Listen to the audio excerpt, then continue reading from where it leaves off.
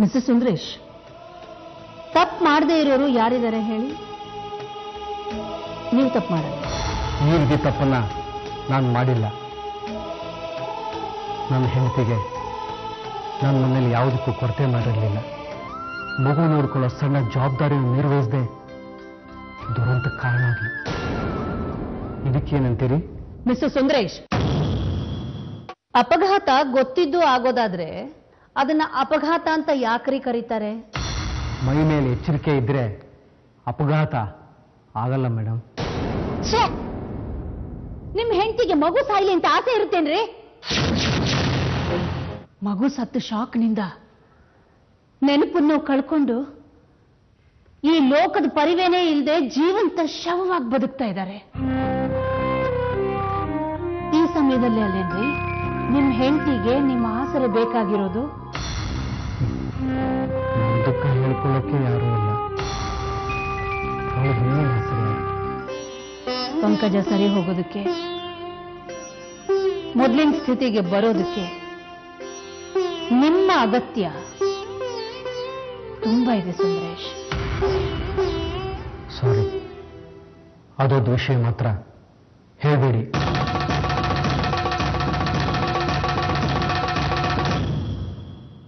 Mister Sundaresh, ನಿಮಗೆ ಯಾವ ಶಿಕ್ಷೆ ಬೇಕಾದರೂ ಕೊಡಬಹುದು. ರೆಸ್ಟ್ ಮಾಡಿ ಕೋರ್ಟ್ ನಿಲ್ಲಿಸ್ತೀರಿ, ಜೈಲಿಗೆ ಕಳಿಸ್ತೀರಿ. ನಾನು ರೆಡಿ ಮೇಡಮ್. ಗಂಡನೇ ಅಷ್ಟು ಕಟುವಾಗಿ ಮಾತನಾಡ್ತಿದ್ದಾನೆ ಅಂದ್ರೆ ಅವನ ಮನಸ್ಸು ಎಷ್ಟು ಮುರಿದಿದೆ ಅನ್ನೋದನ್ನ ನೀನೇ ಅರ್ಥ ಮಾಡ್ಕೊ. ಅಲ್ಲಿ ಗಂಡ ಹೆಂಡತಿ ಅನ್ನೋ ಸಂಬಂಧ ಮಾತ್ರ ಇರಲಿಲ್ಲ, ಅದನ್ನೆಲ್ಲ ಮೀರಿದ ಒಂದು ಬಂಧನ ಇತ್ತು. ಆ ಬಂಧನ ಮಗು ಅನ್ನೋದು ಸ್ಪಷ್ಟವಾಗಿ ಗೊತ್ತಾಗಿದೆ. ಅಪ್ಪ, ಮೊದಲು ಗಂಡ ಹೆಂಡತಿ, ಆಮೇಲೆ ಮಗು. ಯಾವ ತಾಯಿನೂ ಮಗು ಸಾಯೋದನ್ನ ಬಯಸೋದಿಲ್ಲ. ಆಕಸ್ಮಿಕವಾಗಾದ್ರೆ ಅದಕ್ಕೆ ಯಾರು ಹೊಣೆ? ಪೂರ್ತಿ ತಪ್ಪನ್ನ ತಾಯಿ ಮೇಲೆನೆ ಹೊರಿಸಿದ್ರೆ ಹೇಗೆ ಹೇಳಿ? ಹಾಗಂತ ನೀನು ಹೇಳ್ತಾ ಇದ್ದೀನಿ. ಅಂದ್ರೆ ಅವರಿಬ್ಬರ ಮಾನಸಿಕ ಬಾಂಧವ್ಯ ಏನಿತ್ತು ಅಂತ ನಿನಗೇನು ಗೊತ್ತು? ಆ ಗಂಡ ತನ್ನ ಭವಿಷ್ಯವೆಲ್ಲ ಆ ಮಗು ಅಂತ ತೀರ್ಮಾನಿಸಬಹುದಲ್ವಾ? ತಂದೆಗೆ ಮಗುವಿನ ಭವಿಷ್ಯದ ಚಿಂತೆ ಇರಬಹುದು, ಆದ್ರೆ ತಾಯಿಗೆ ಮೊದಲಿನಿಂದನೂ ಮಗುವಿನ ರಕ್ಷಣೆಯ ಚಿಂತೆ ಇದ್ದೇ ಇರುತ್ತೆ. ಅಂಥ ತಾಯಿ ಎದುರೇ ಮಗು ಸತ್ತೋದ್ರೆ ಆ ತಾಯಿಗೆ ಎಂಥ ದೊಡ್ಡ ಶಾಕ್ ಆಗ್ಬೋದು ಹೇಳಿ? ಮಗುವಿನ ತಂದೆಗೆ ಶಾಕ್ ಆಗಲ್ವಾ? ಅವನಿಗಾಗಿರೋ ಶಾಕ್ ಎಂಥದ್ದು ಅಂತ ನೀವು ಅರ್ಥ ಮಾಡ್ಕೊಂಡಿದ್ದೀರ? ಅರೆಸ್ಟ್ ಮಾಡಬಹುದು ಅಂತ ನೀವು ಹೇಳಿದ್ರೆ ಮಾಡಿ ಅಂತ ಹೇಳುವಷ್ಟರ ಮಟ್ಟಿಗೆ ಅವನ ಮನಸ್ಸು ಮುರಿದು ಹೋಗಿದೆ.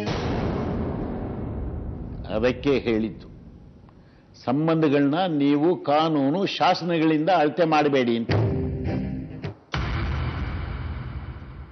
ಏನೋ ಇದು? ಕಾಫಿ ಕಪ್ಪು. ಇದು ಕಾಫಿ ಕಪ್ಪ? ಮನುಷ್ಯ ಯಾರಾದ್ರೂ ಇದ್ರಲ್ಲಿ ಕುಡಿತಾರ? ಒಳ್ಳೆ ದನಗಳು ಕುಡಿಯೋ ಕಲ್ಗಚ್ಚಿನ ಬಾನಿ ಇದ್ದಾಗಿದೆ. ನಿಂಗೆ ಸ್ಟೀಲ್ ಲೋಟ ಇಷ್ಟ, ನೀನು ಅದರಲ್ಲೇ ಕುಡಿ. ನಮ್ಮಿಬ್ರಿಗೂ ಇದಲ್ಲ.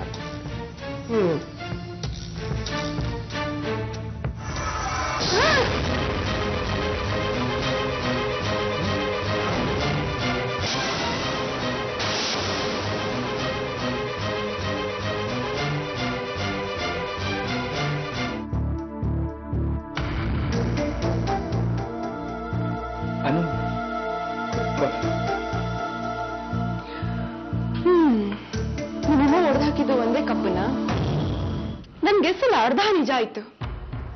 ನನ್ ಕಪ್ಪನ ಉಳಿಸಿ ನಿನ್ ಕಪ್ಪನ ಒಡೆದು ಹಾಕಿ ನಿನ್ನ ಸ್ಟೀಲ್ ಕಪ್ಪಿನ ಸಂಪ್ರದಾಯನ ಉಳಿಸೋ ಪ್ರಯತ್ನ ಮಾಡಿದ್ದಾರೆ. ಯಾಕೋ ಮನಸ್ಸಿ ಬೇಸರ. ನೋಡು, ದುಃಖನ ನಾವೇ ಪದೇ ಪದೇ ತಂದ್ಕೋಬಾರ್ದು, ಅದು ನರಕ. ದುಃಖನ ಮರಿಬೇಕು, ಅದೇ ಬದುಕು. ನರಕದಲ್ಲಿ ಕೂತು ದುಃಖ ಮರೆಯೋಕ್ಕಾಗತ್ತಮ್ಮ? ಕಾಡ್ತಾ ಇರೋ ನೆನಪುಗಳನ್ನ ಮರೆಯೋಕ್ಕಾಗತ್ತಾ?